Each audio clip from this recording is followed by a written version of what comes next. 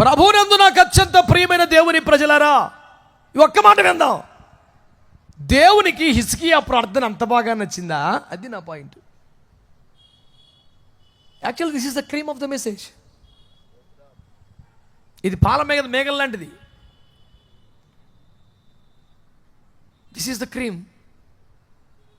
ఎందుకు ఆ పాయింట్ చెప్పాల్సి వస్తుందంటే, తూరు సీదోనుల ప్రాంతానికి చెందిన సురేఫెనిక వంశస్థులని కనాను స్త్రీ తన కుమార్తెను బాగు చేయమని యేసు వెంట పరిగెడుతూ ఏడుస్తున్న సందర్భంలో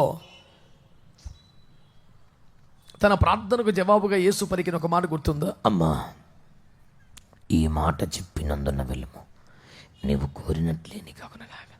ఆమె కోరిందంత జరగటానికి కారణం ఏంటంటే ఆమెకు యోగ్యమైన మాట మాట్లాడిందంట.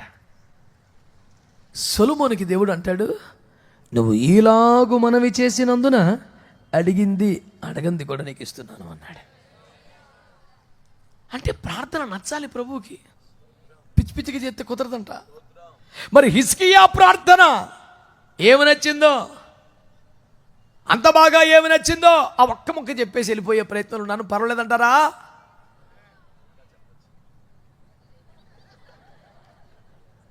మా తమ్ముడు ఏం పర్లేదని చెప్పి అన్నాడు. అలా సైలెంట్ అయిపోరు. అది అస్సలు శూషణ కోటలో మొర్దెకై ఒక్కడుండెను.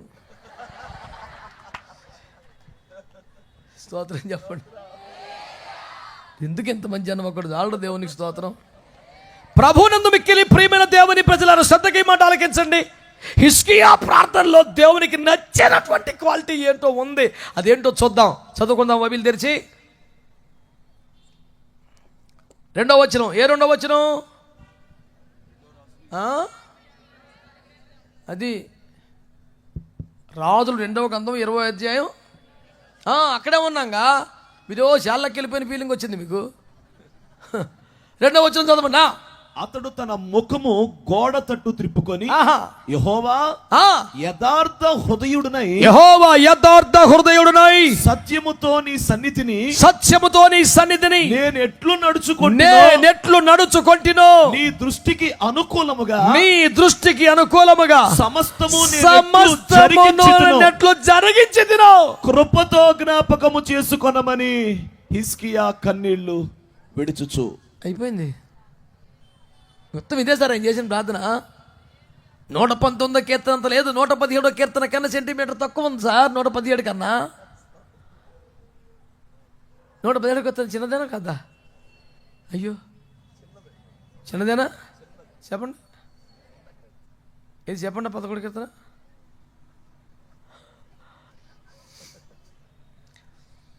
దేవుడు లోకముని ఎంతో, అదే వచ్చి ఇప్పటికీ ఇంకా చిన్నప్పటిది. దుష్టుల ఆలోచన చొప్పున, అది అప్పుడుదే.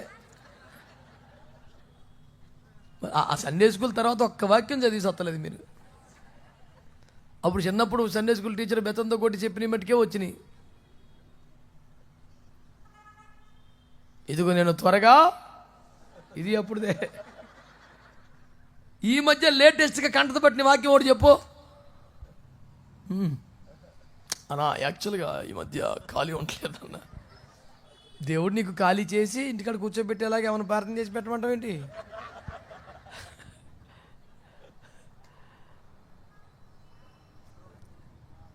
ద్వితీయోపదేశకాండంలో 23-21 ఏమంటే తెలుసంట, నువ్వు మొక్కుబడి చేస్తే చెల్లించు, ఒకవేళ ఊరకా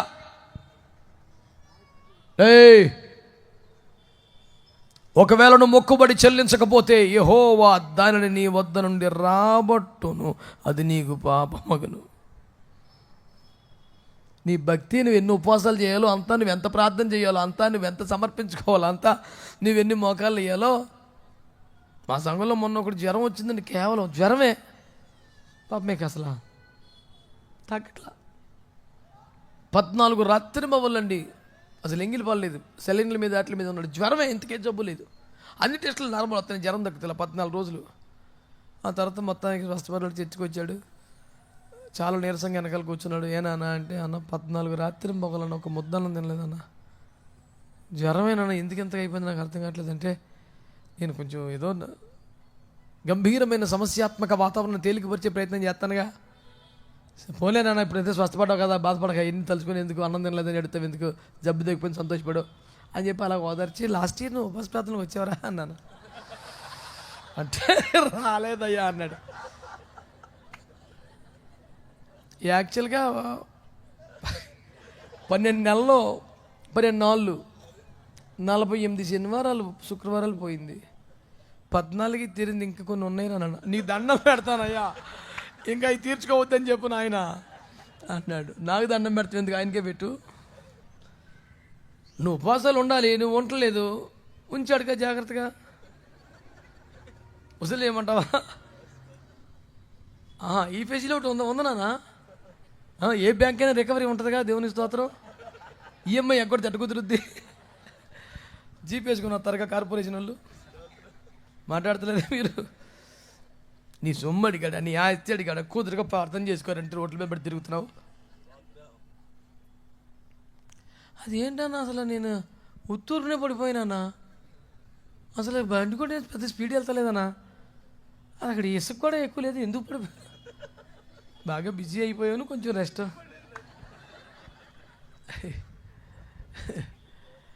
ఇంక ప్రార్థన చేసుకుంటాం, ప్రేయర్ లైఫ్ సెట్ అవ్వగానే మళ్ళీ రెడీ పులి, మళ్ళీ రక్తం ఇచ్చి, మంచి వాళ్ళందరూ ప్రభుకు స్తోత్రం చెప్పండి. హిజ్కియా చేసిన ప్రార్థనలో విశేషం ఏంటి తెలిసిన, చాలా చిన్న ప్రార్థన అండి. నువ్వు మరణం అయిపోతావు, బ్రతకవు, చచ్చిపోతావు, నీ ఇల్లు చక్కబెట్టుకో, అదే వెంటనే తిరిగాడు, వెంటనే తిరిగి కిటికీ వైపు మోక నుంచి కిటికీ వైపు తిరిగి కన్నీరుగా సేమ్ ప్రార్థన చేశాడు. యెహోవా యెహోవా ఏమంటాడు, నేను యథార్థవంతుడనై సత్యముతో నీ సన్నిధి ఎట్లు నడుచుకుంటునో, నీ దృష్టికి అనుకూలంగా సమస్తము ఎట్లు జరిగించుతున్న 3 మొక్కలు. బెడ్రూమ్ నుంచి హాల్లోకి వెళ్తే పాస్టర్ గారు దేవుడు అన్నాడు, నానా వెనకెళ్ళు మొత్తం క్యాన్సిల్ అని బతికిచ్చేద్దాం అన్నాడు. 3 రోజులు చర్చికి వెళ్ళిపోతాడు అన్నాడు. స్తోత్రం చెప్పండి. ఇంత ఇమ్మీడియట్ రెస్పాన్స్ కారణం ఏంటంటే అతడు చేసిన ప్రార్థనలో దమ్ముంది, దమ్మున్న ప్రార్థన అది. నా బైబిల్లో 5 సంవత్సరాల క్రితం రాశాను ఇక్కడ, ఈ ప్రార్థన చేసే దమ్ము నీకుందా అని. ఈ ప్రార్థన చేసే దమ్ము నీకుందా?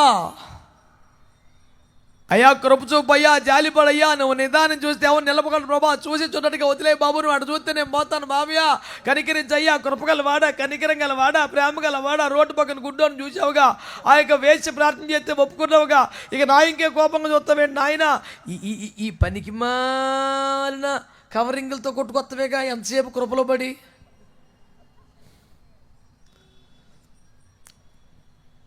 అత్యంత కృపా కనికరములను మా తండ్రి, కృపచూపుటలో ఐశ్వర్యవంతుడా, వేవేల తరములకు కృపచూపువాడా, కృపా సముద్రుడా, కనికరమందు ఐశ్వర్యవంతుడా, జాలి కలిగిన దైవమా, నువ్వు నిదానించి చూస్తే ఎవరు నిలవగలరా?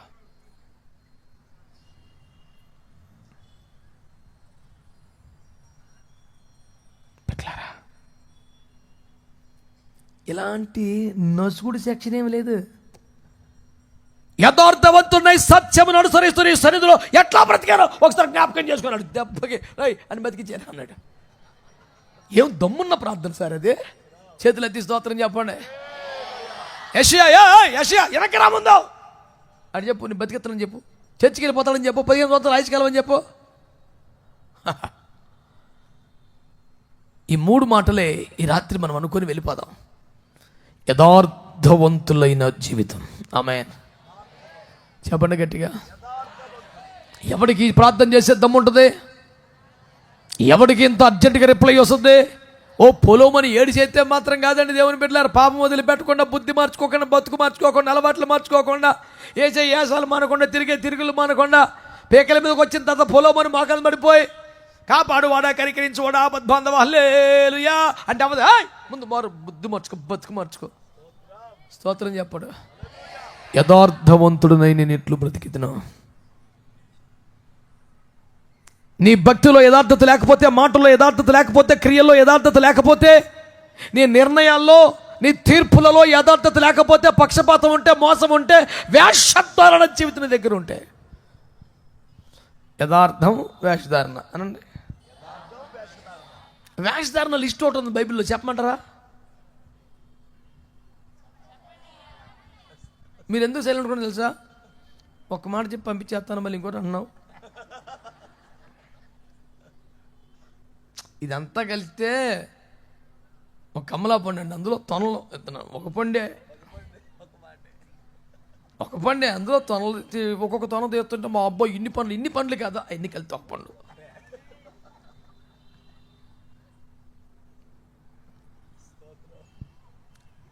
మొన్న ఇలా చెప్తాడు అన్నాడు, వచ్చిదే నువ్వు కమలా పండు కాదు పనస పండు తెచ్చావు అన్నాడు.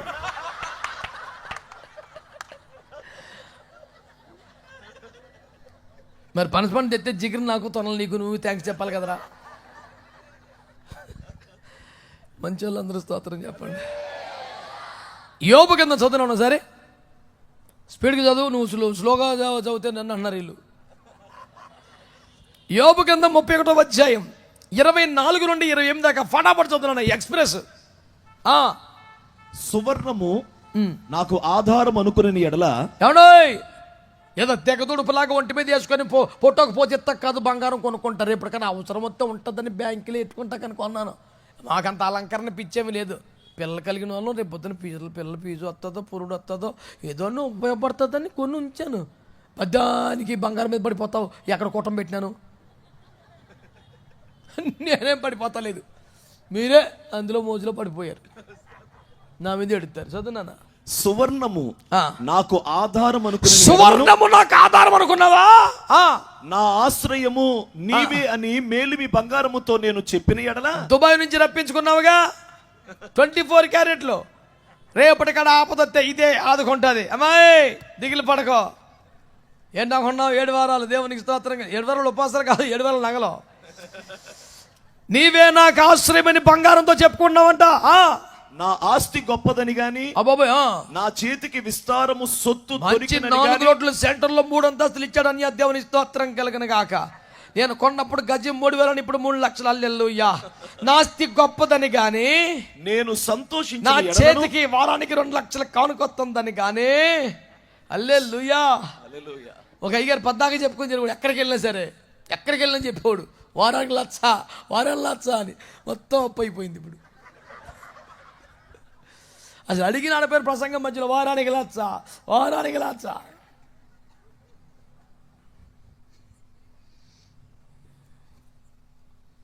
వాన వస్తలేదు వచ్చింది, గేట్లు కొట్టుకుపోయింది,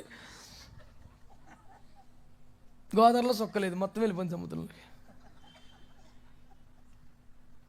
కొంచెం సైలెంట్గా ఉంటే మంచిదని చెప్తున్నాను అయ్యగారులకి. కోపం వచ్చిందా నా మీద? మీ మేలు కోసమే కదా చెప్పేది. నాస్తి గొప్పదని కానీ, విస్తారమైన ఆదాయం నా చేతికి వచ్చిందని కానీ. నేను సంతోషించిన ఎడల సూర్యుడు ప్రకాశించినప్పుడు అతను చూసి, చంద్రుడు అతన్నే గాని చూచి, నా హృదయం రహస్యముగా ప్రేరేపింపబడి ఒకలాంటి ఆనందములో లోపల కలిగి వారి తట్టు చూచి, అంటే పరమునున్న దేవుని దృష్టికి నేను వేషధారి అంటే రంగులు పూసుకోనక్కర్లా, పగటి వేషగాళ్ళలాగా రకరకాల రూపాల్లో రావనక్కర్లా, ఎరోబాంబారిలాగా మొత్తం రూపమే మార్చేయక్కర్లా. హలో, యాకోబులాగా తోలు కప్పుకొని రాక్కర్లా. అలాంటి పనులు ఏమి చేయట్లేదు కనుక నేను వేషధారుని కాదు, మోసకారుని అంతకన్నా కాదు, యథార్థ క్రైస్తవుని అని ఫిక్స్ అయిపోతున్నావు. ఎవడు రా వేషధారి అంటే లిస్ట్ రాశాడు ఇక్కడ మాస్టరు.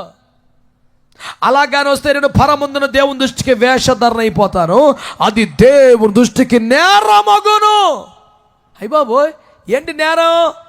సూర్యుడు ప్రకాశించినప్పుడే కానీ, చంద్రుడు కాంతి కలిగి నడుస్తున్నప్పుడే కానీ అతను భలే ఉన్నాడే అనిపించి హృదయంలో ప్రేరేపించబడి ముద్దు పెట్టుకుంటే యెహోవా దృష్టికి వేషధారిని, అది ఆయన దృష్టికి నేరం.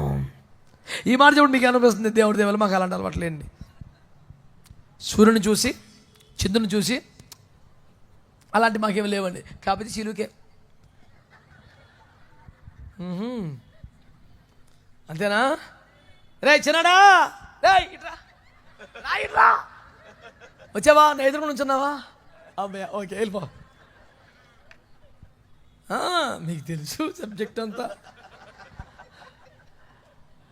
వీళ్ళందరూ దేవుని దృష్టికి అవ్వాలంట. ఎవడాడు సూర్యుని చూసి చంద్రుని చూసి లైట్ వేసినప్పుడు వీళ్ళంతా పరలోకమందున దేవుని దృష్టికి. ఇప్పుడు మీకేమనిపిస్తుంది దేవుని కృపలో? నాకు నేను అలాంటి చిచ్చియే కానీ పైన ఉన్నాయి. మరి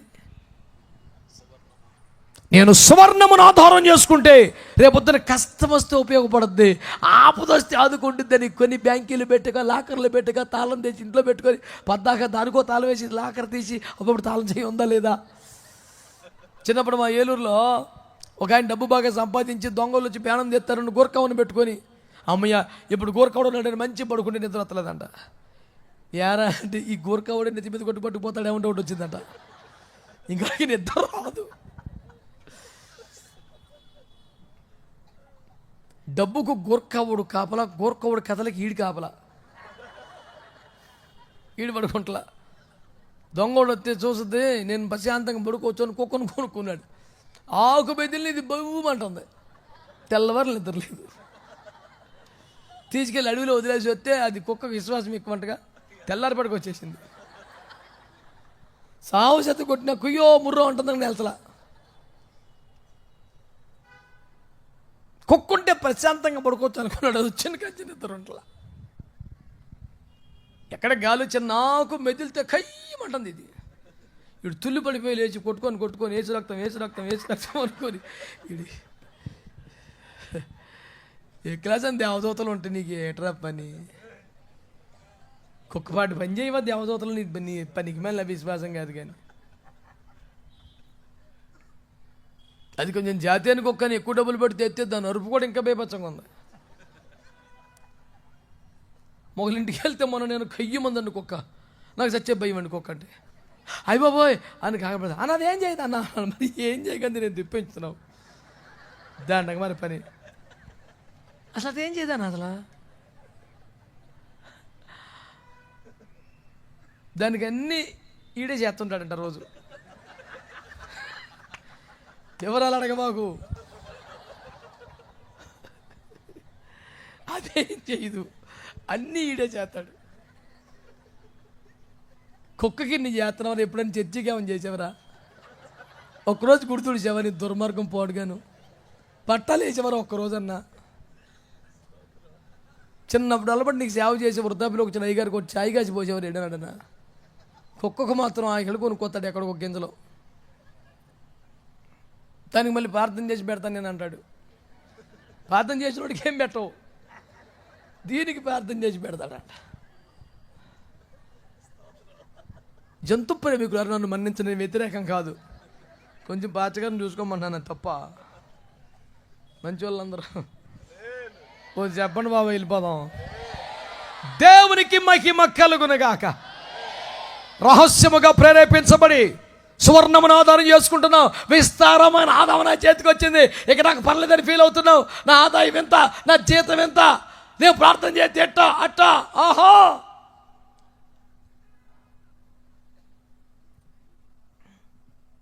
నేను మా పాస్టమ్మ కూటానికి వెళ్తున్న ఒక భక్తురాలు నేను వస్తానని అంది. సరే మా పాస్టమ్మ సరేలే ఎక్కంది. కూర్చొని మొదలెట్టింది. మేము కారు ఫస్ట్ గేర్ వేసాము, అప్పుడే టాప్ గేర్ వేసింది ఆవిడ. ఏమంటుందంటే నేను ఇలా ప్రార్థన చేశానంటే దేవుడు ఇలా కార్యం చేస్తాను. అసలు ఇక మొర్రపెట్టానంటే అద్భుతాలేనండి. ఇక నేను తట్టుకోలేకపోయింది. పక్కన ఆపేసి అమ్మా నువ్వు ఏం ప్రార్థన చేసినా దేవుడు ఇస్తున్నాడా అంటే ఇస్తున్నాడా అన్న. ఇప్పుడు నీకేం అర్థమైంది అన్న. దేవుడు కృపగలవాడు అంది. మరి నువ్వు ఎందుకు ఫీల్ అవుతున్నావు? నోర్మస్గా దేవుని కృప కదా, మరి నువ్వు ఎందుకు ఫీల్ అవుతున్నావు గొప్పగా? ఇది నా సాధన, నా దమ్ము, నా కెపాసిటీను నిన్ను మెచ్చుకుందాం. లేదన్నా అంత ఆయన కృపను మీరు నువ్వెందుకు ఓ విర్రవిగుతారు? కొచ్చా మాట్లాడు మాకు ఇంకెప్పుడు. దేవుడు కృప అని చెప్పు. నేను ప్రార్థన ఆధునిక సంవత్సరం అనండి అంటే ఎవడు తెలుసా? ఆ గాడి దవడి అమ్మకి తెచ్చి దాన్ని కడిగి దానికి సున్నం వేసి దాన్ని లామినేషన్ నుంచి ఫ్రేమ్ కట్టించి ఇంట్లో ఎదురుకుండా కట్టాడు. వచ్చాడు కల్లా ఏంటిది అంటే ఆ మధ్య 1000 మంది ఫిలిస్తీ సర్దారులను దీంతోనే చంపాను. గాడి దవడెంకు ఫ్రేమ్ కడతాడు సంసోన్. ఇప్పుడు నేటి సంసోనాడు. ఎక్కడ చిన్న అద్భుతం జరిగితే అదే ఇక ఫేస్బుక్ నిండా. దయ్యం నువ్వు వెళ్ళగొట్టావా, యేసు వెళ్ళగొట్టాడా? మరి నీ ప్రోపగాండ అయిందిరా. నిన్ను చూసి పిల్ల దయ్యం పోద్ది అసలు. యేసు ప్రభు పేరు చెప్పి కాదు బతికింది. మాట్లాడవే బాధ కలిగిందా? వేషధారి అవుతావు దేవుని దృష్టికి.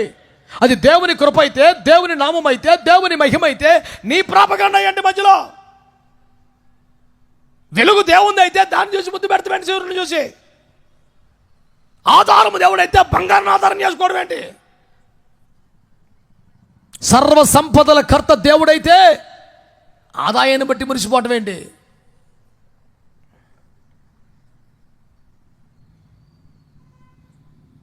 ఓ 10 ఏళ్ల క్రితం యథార్థం ఒప్పుకుంటున్నాను మీ దగ్గర. ఓ సభకు బయలుదేరుతుంటే ఆర్టీసీ బస్సులో వస్తుంటే నేను ప్రయాణం చేస్తున్న బస్సు ఆగి ఉన్న లారీని కొట్టి భయంకర యాక్సిడెంట్ అయ్యి డ్రైవర్ చచ్చిపోయాడు, కండక్టర్ చచ్చిపోయాడు, నాకు బాగా దెబ్బలు తగిలి బస్సులో 5-6 చచ్చిపోయారు. దేవుడి కృప మీద బతికి బయటపడ్డాం. దేవుడు కనికరించాడు, బతికించాడు, వైద్యం చేయించుకున్నాం, నానా సావులు తెచ్చి ఇంటికి వచ్చాం. ఒక 15 రోజులు సభలన్నీ రద్దయిపోయినాయి, మంచానికి పరిమితం అయిపోయాం. చాలా భయంకరమైన అవసరతలో ఉన్నాం. పలానా సభకి వెళ్తున్నాను, ఆ సభలో దేవుడు కనికరించి ఏమైనా కానుక ఇస్తారేమో, అది తీసుకొచ్చి ఇంటెత్తి కడదాం. ఈ రకరకాల ఇబ్బందుల్లో ఉన్న కాలం.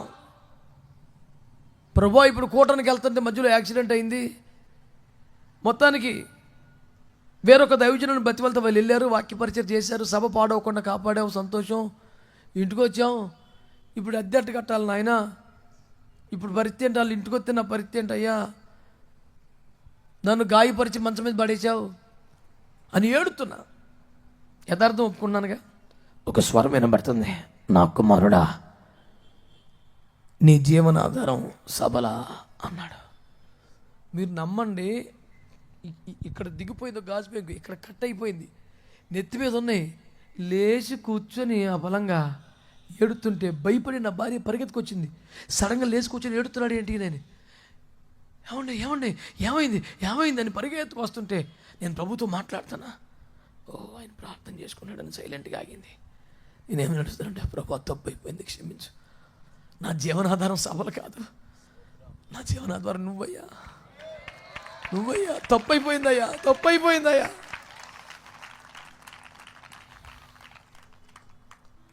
ఎట్లా అప్పులు తీర్చానో, ఎట్లా కట్టానో నాకు తెలీదు. దేవుడు ఆశ్చర్యకరంగా కార్యాలను చేసి నేను మర్చిపోయి నీ గొడవ, నేను మళ్ళీ రోడ్డు ఎక్కిన రోజున ప్రభు నాతో మాట్లాడుతున్నాడు. నీ జీవనాధారం ఏంట్రా? అయ్యా నువ్వేనయ్యా, ఇవన్నీ కాదు నాయన, నా చేతికి విస్తారమైన ఆదాయం వచ్చుచున్నదని మురిసిపోతే పరమందున్న దేవుని దృష్టికి వేషధారణ అవుతానంట. అది యెహోవా దృష్టికి నేరం అవుతుందంట. పాటలు పాడేవాళ్ళు కానీ, వాయించేవాళ్ళు కానీ, ప్రసంగాలు చెప్పేవాళ్ళు కానీ, ఉద్యోగాలు వ్యాపారాలు చేసుకునేవారు కానీ, దేనిని బట్టి అయినా దేవుని స్థానమును మారిస్తే, దేవుని ప్రేమను మారిస్తే అతడు యెహోవా దృష్టికి వేషధారి. ఇతడు అంటాడు, ఎవరితడు? హిజ్కియా, నేను యథార్థవంతుని ఎదుట ఎలా బతికానో ఒకసారి జ్ఞాపకం చేసుకో. దమ్ముండాలి సార్, దమ్ముండాలండి. నేను యథార్థవంతునై దేవుని దృష్టికి ఎట్లా బతికానో ఒకసారి జ్ఞాపకం చేసుకో. రెండో మాట, సత్యముతో ఎట్లా నడుచుకున్నానో తెలుసుకో, ఒకసారి జ్ఞాపకం చేసుకో. అబద్ధం అన్నది లేదు, మోసం అన్నది లేదు, కల్లా కపటం లేదు, సత్యం. 3 యోహాను పత్రిక 4వ వచనములో, నా పిల్లలు సత్యమును అనుసరించి నడుచుకొనిచున్నారన్న సంగతి వినుట కంటే నాకు ఎక్కువైన సంతోషము. అక్కడ సత్యమును అనుసరించి నెత్తి మీద అంకేసి సత్యములో అన్నాడు. అంటే సత్యములో అన్న భావనకి ఏంటంటే సత్యమును అనుసరించడం అర్థం. సత్యం అంటే యేసు ప్రభు అనండి. అంటే ఏ నిర్ణయం అయినా, ఏ వ్యవహారం అయినా, ఏ సందర్భమైనా, ఏ మూమెంట్ అయినా యేసు ప్రభును అనుసరించి ఆ మార్గంలో నడిచేవాడట. స్తోత్రం చెప్పండి. సమయాభావాన్ని బట్టి ముగిస్తున్నాను. 3వ మాట ఏంటి తెలుసా? సమస్త విషయములలో. ఇది అసలు బేభత్సం. నాకు కూడా సవాలు కూడా మాట ఇది. సమస్త విషయములలో నీ దృష్టికి ఎట్లు అనుకూలముగా ప్రవర్తించుతునో ఒక్కసారి జ్ఞాపకం చేసుకో. ఒక రాజరికం కాదు, కుటుంబం కాదు, ఆర్థికం కాదు, వ్యవహారికం కాదు, ఆధ్యాత్మికం కాదు, సమస్త విషయములలో, స్త్రీ పురుషుల విషయములో, వ్యభిచార విషయములో అగ్గిలాగా బతికిన దైవజనుడు.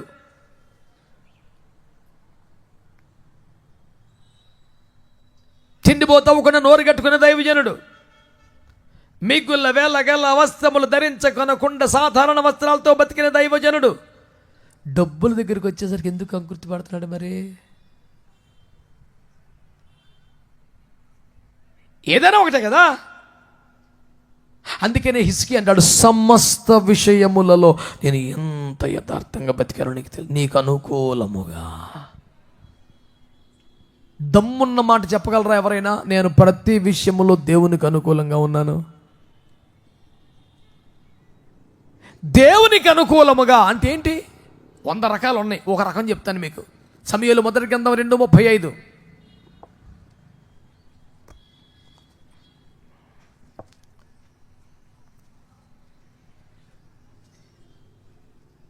తరువాత నమ్మకమైన ఒక యాజకుని నేను నియమింతును, అతడు నా యోచనను బట్టి నాకు అనుకూలముగా యాజకత్వము జరిగించును. స్తోత్రం చెప్పండి, స్తోత్రం. నాకు అనుకూలముగానండి, నాకు అనుకూలముగానండి. దేవునికి అనుకూలంగా చెయ్యాలంటే ఎలా చేయొచ్చట? ఆయన యోచన ప్రకారం చేస్తేనే. అనండి గట్టిగా. అనగా ఆర్థిక నిర్ణయమైనా, కుటుంబ సంబంధాలైనా, వివాహ బంధాలైనా, వ్యాపారమైనా, ఉద్యోగమైనా, వ్యక్తిగత జీవితమైనా, అదేదైనా సరే దేవుని ఆలోచన ప్రకారము చేస్తేనే దేవునికి అనుకూలం.